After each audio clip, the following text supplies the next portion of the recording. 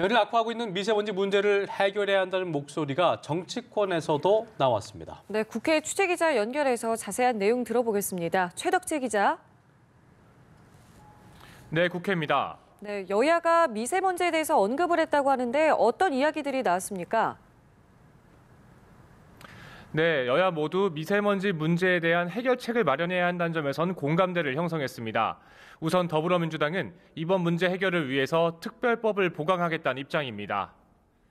국회 환경노동위원회 간사인 한정혜 의원은 2월 임시국회에서 미세먼지 특별법과 관련해 추가로 입법할 법안들이 처리되도록 최선을 다하겠다고 밝혔습니다.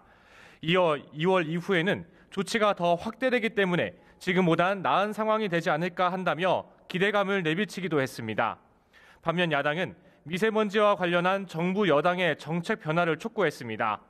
자유한국당 나경원 원내대표는 문 대통령이 미세먼지 배출을 30% 이상 줄이겠다고 약속했지만 미세먼지가 악화되고 있다며 사람보다 이념이 먼저인 탈원전 정책을 폐기하고 진정성 있는 대책을 마련하라고 촉구했습니다. 바른미래당 김관영 원내대표도 정부가 중국 정부에 한마디도 못하고 있다며 땜질식 처방이 아닌 근본적인 대책이 필요하다고 강조했습니다.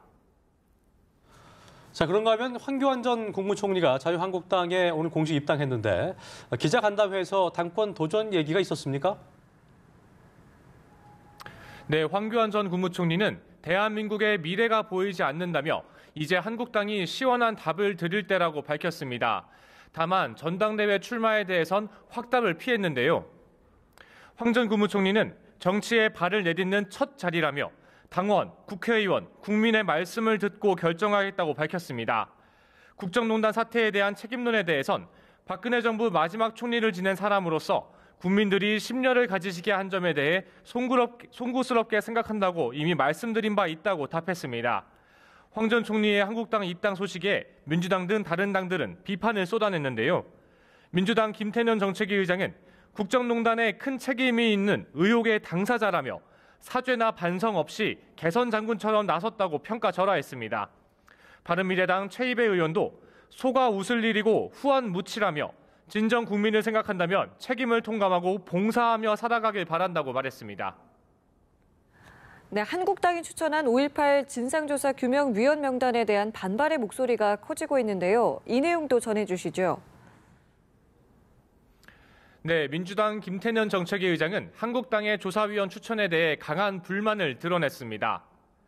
김 의원은 어제 한국당이 권태호 전 육군 중장, 이동욱 전 월간조선 기자, 차기환 변호사 등을 추천한 것과 관련해 반성이 없는 모습이고 부끄러운 얼굴 그 자체라고 말했습니다. 이어 진상규명과 피해자의 명예회복을 바라는 바람에 왜곡되는 것이라며 사람을 추천할 자신이 없으면 추천권을 반납하라고 목소리를 높이기도 했습니다.